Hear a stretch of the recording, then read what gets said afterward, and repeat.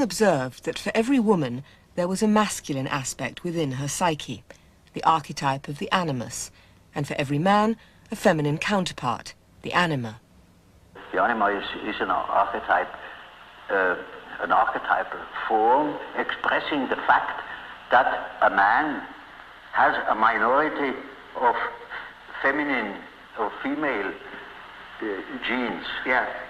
And that is something that doesn't disappear in him. That is constantly present. And it works as a female in a man. The same is the case with the animus. That is a masculine image in a woman's mind, which is not sometimes quite conscious, sometimes it is not conscious, but it is called into life the moment that woman meets a man who says the right things. And then because he said it is all true, and he is the fellow. No matter what he is. Yeah. And the whole point is that the female ego has to be in charge of the animus.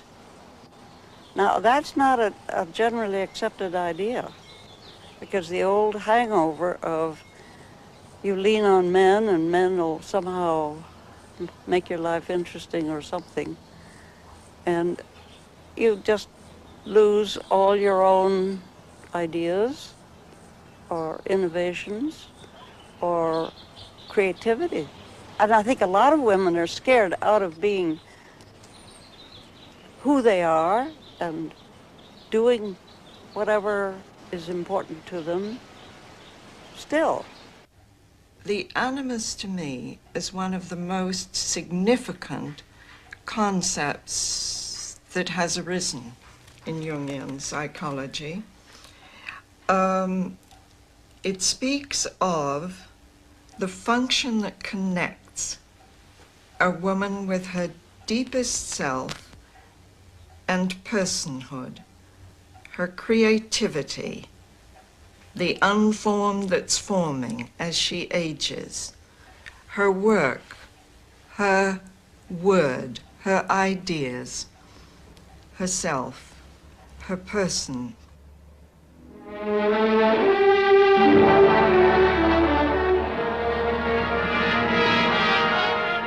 In the Alfred Hitchcock film Notorious, John Beebe finds a drama of the animus in the conflict between a woman and men. Here she comes. Just a minute, Miss Huberman. Hold it, Miss Huberman. This way, would you please? We'd like a statement from you, Miss Huberman, about your father. For instance, do you think your father got what he deserved? Could we say that you're pleased your father is going to pay the penalty for being a German worker? Now notice the way the woman is badgered by a series of men.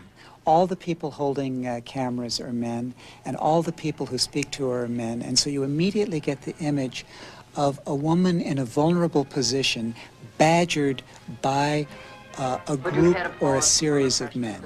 Now there's the perfect image of what Jung means by the animus. The way the animus attacks the woman and the way it's often symbolized by a multiple figure or a crowd, and the way it moves in on the woman and judges her. The cameras are all in the lower left hand of the screen. And then gradually we realize that in the lower left hand there is now one man whose viewpoint we have, and he's a dark, kind of unknown figure. She's half attracted to him, half suspicious of him, wonders, is he a policeman? This is the experience of so many women of constantly being under an attack. Do I look okay? Is my reputation okay?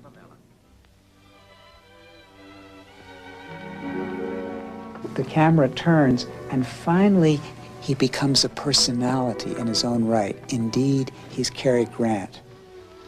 There's one more drink left, appease. Shame about the ice. So that the very critic, the very thing that's most attacking the woman, is also somehow the thing that's most erotically exciting, and the most interesting, and the most energetic. And there, in a little nutshell, you get the problem of the animus. Now, see, the archetype is a force, it has an autonomy. It can suddenly seize you. It is like a seizure.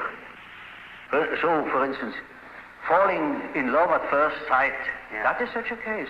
You see, you have a certain image in yourself without knowing it of the woman, of the woman. Yeah. Now you see that girl, or at least a good imitation of your type. Yeah. And instantly you get a seizure and you're gone. Yeah.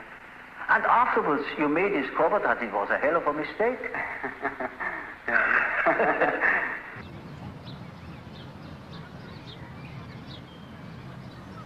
The concepts of animus and anima emerged as Jung observed the lives and psychological realities of his patients, and they help in understanding both the pain and the delights of human relationship. Robert Johnson.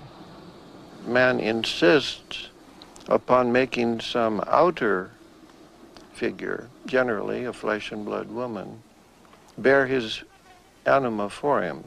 That is, he mediates the outer world by way of his anima instead of using her inside where she belongs. This produces more suffering and more upset and more pain than any other single thing that I know about.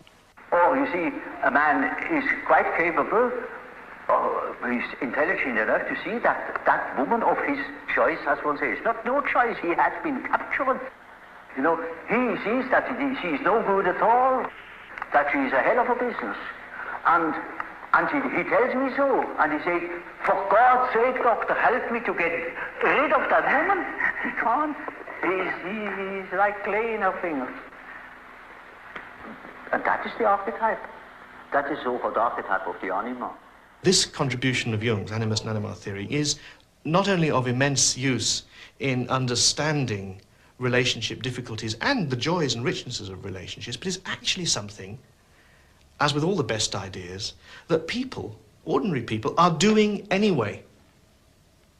That's a real acid test of all psychological theory. If it really turns out to be a description of what's happening, it's good theory.